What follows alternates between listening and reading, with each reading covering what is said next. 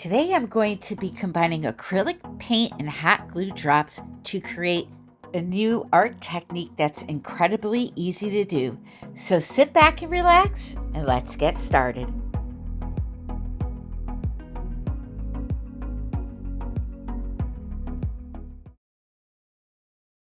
Hello, my friends. Welcome back to another video. First, I would like to start off by saying a happy Mother's Day to all the mothers out there. I hope you enjoy your day.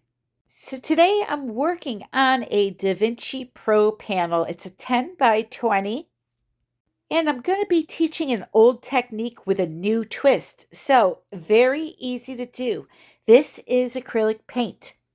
What you want to do is put about a tablespoon worth in a paper cup and slowly add some water to it until it's a thin consistency.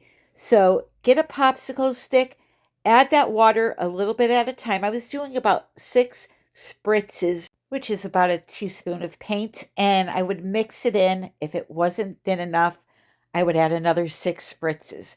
What you're looking for is a thin consistency. You want the paint to run off of the popsicle stick when you lift it up in the air. However, there really is no right or wrong consistency for this technique. As long as it flows off of the stick, it will work.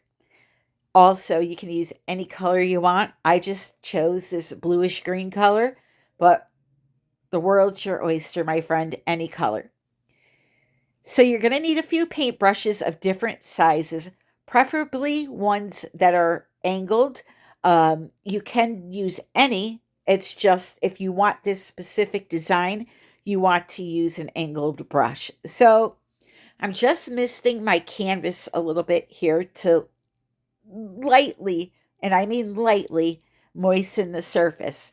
And then you're going to dip your paintbrush into that thinned down acrylic paint, and you're going to apply a layer of that paint over the canvas. It doesn't need to be neat or perfect. This is not going to look like this in the end.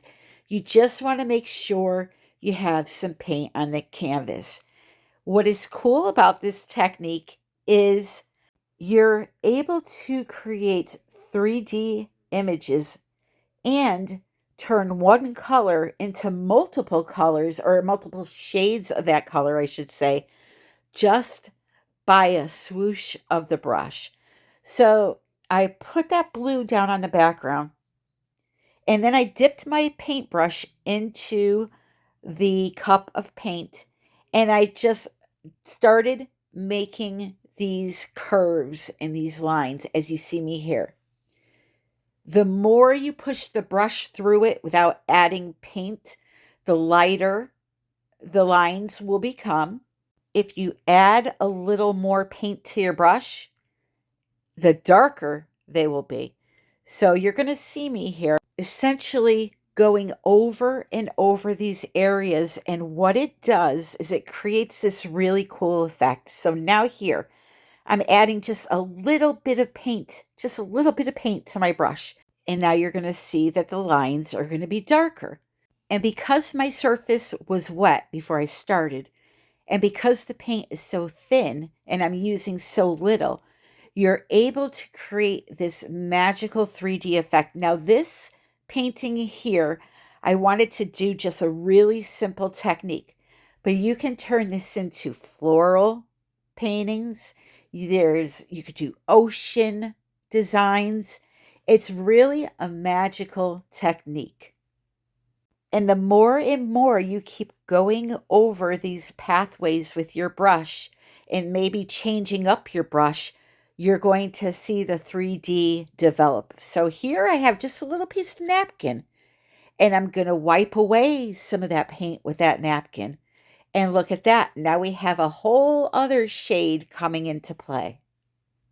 So by using one paint color, I'm able to get multiple shades of that color just by altering the way I swipe, like with the napkin. I'm able to get darker shades by adding a little more paint.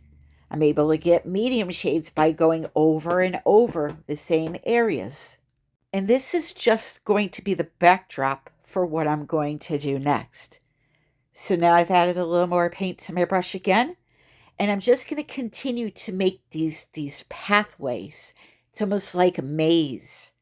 Now I've changed over to my smaller brush, and you can see that the paths are much more narrow. So play around with your brushes, have some fun.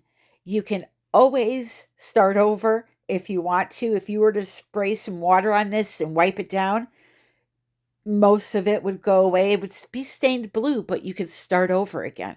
This is a very therapeutic technique. There's not a lot of pressure for it to come out right.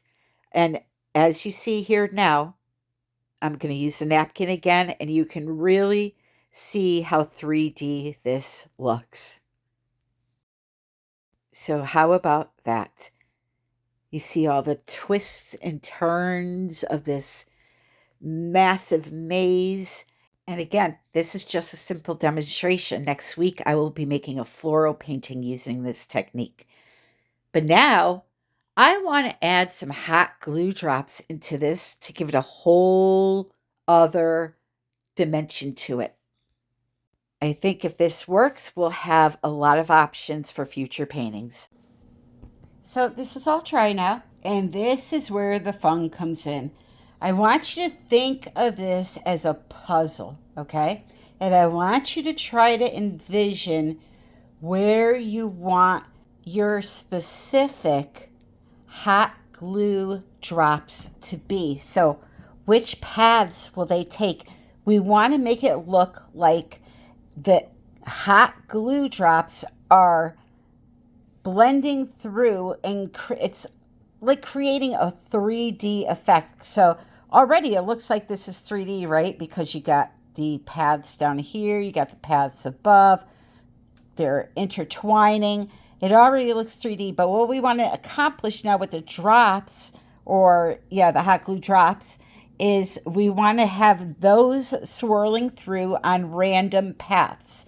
So I'm going to pick a few, show you what I'm going to do, and show you how this is going to turn into a really unique painting. Here's the thing though, you gotta just pay attention. So the first one I'm going to do is on this path here. So I'm going to follow here, right? I'm going to stop when I get to this line. I'm going to hop over it. I'm going to do this section, hop over, go up, hop over, do this little area, hop over. You see what I'm doing? I'm not crossing over any other paths when I'm putting the drops down. So when I eventually color it, you're going to see this beautiful dotted path coming through here, going under this, we'll call it a bridge, going under this bridge, and then over this bridge here, under this bridge, over this bridge. You'll see, okay? Watch how pretty this comes out. Okay, so I'm going to apply the glue drops approximately the same distance in between each other and keep them about the same size. Obviously, if the path that I choose is a little wider, I will make them a little bit bigger, but it's pretty self-explanatory. I'm pretty sure everybody knows how to make glue drops, so we're going to work our way along these paths to create our glue drop paths. I have to say again, I wanted to keep this first one simple so that everybody could kind of get the idea of it and how to do it. And then next week, I will be experimenting with making some flowers and some other designs in the future. I believe doing something like this is very therapeutic. I know I was just very relaxed and enjoying myself, and there was no pressure for it to be perfect. And it just, it distracted me from everyday life for a few hours, and I really enjoyed doing it. So I really hope you try this. Let me know in the comments what you think. You can leave a heart emoji if you don't want to type. Just let me know if you enjoyed it, and make sure to click that like button. Okay, so I'm going to continue to do that on some of the pathways. And once I'm done with that, I'm going to make sure before I go on to the next step to absolutely look at each path I made and look for glue strings, because you don't want to leave those behind. See, you can see one right here. See that? I don't know if you can see those glue strings. So an easy way to get rid of those is just with a piece of tape, or you could really quickly, and I mean really quickly, go over it with a heat gun. But you have to remember there's glue here that you don't want to melt. So I like to use the piece of tape. I'll show you. So I'll show you this one right here. There's a big one. I just put it like that. Lift up and it's gone. Watch, right here's another one. I don't know if you can see those coming up or not. You see that? It's lifting it right up. And then if it falls back down, just go over it a few times and there it goes. All right, time to make it pop. Let's take some white acrylic paint. Of course, you can choose any color you want.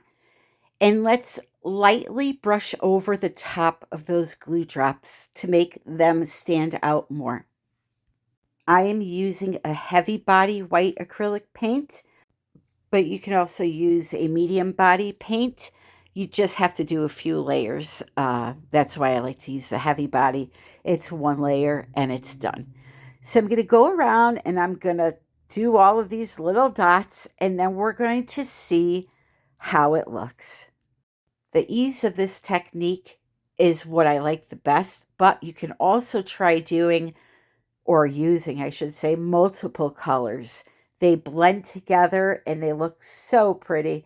They make these secondary colors that are very unique, and yeah, just, explore. And also explore with design. Try making a feather or an ocean.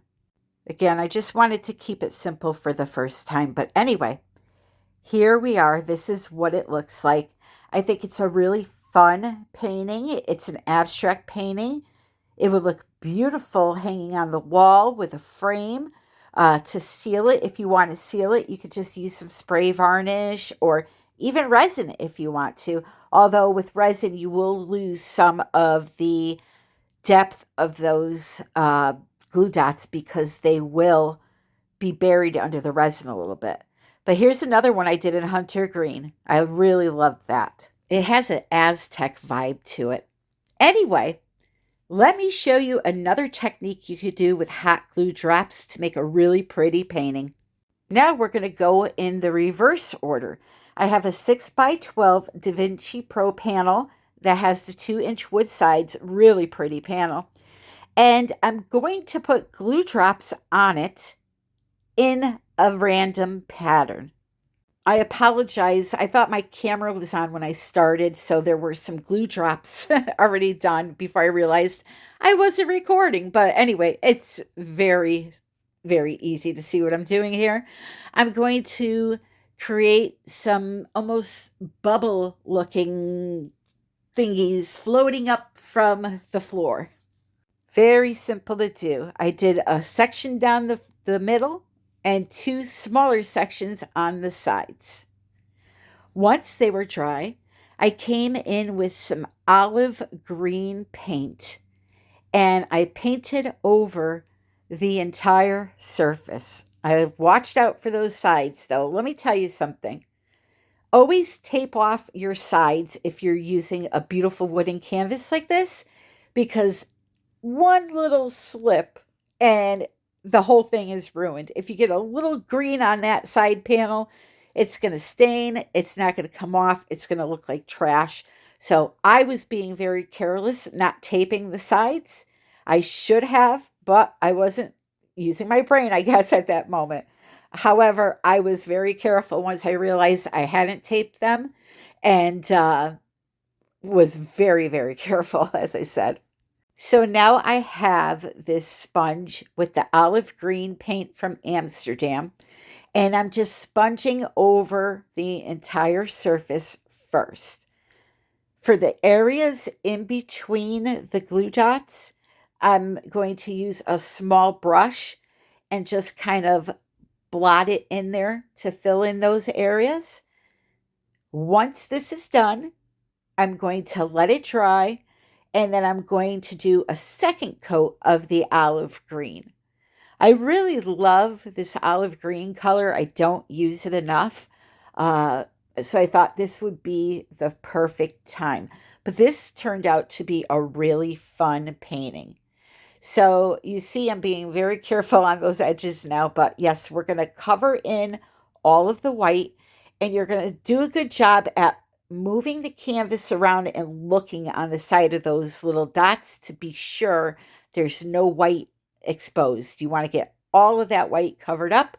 And then once you have your two coats, you're going to come in with another solid color. In my case, it's white. And you're going to lightly brush over the glue dots to highlight them. This is such a simple technique to do. Kids would love doing this. You can make all sorts of designs. It doesn't have to be just little paths. You see here, I'm pointing at those two little white spots that I got on the canvas. Don't worry if you get your secondary color on your background color, because you can go back when you're done and touch it up with the green paint as I did here. But here it is. How pretty is that? And how simple was it? It was extremely simple. I was done in about an hour, and look at it. I absolutely love it. And again, how easy was that? So anyway, I want to thank you for joining me, my friends. I will be back next week with another design that I think you're going to love and be inspired by. You can check out the description of this video for products that I used and links to other products that I love. And again, let YouTube know that you loved this video by clicking the like. I want to say thank you for joining me. I love you all. And until the next time, happy creating.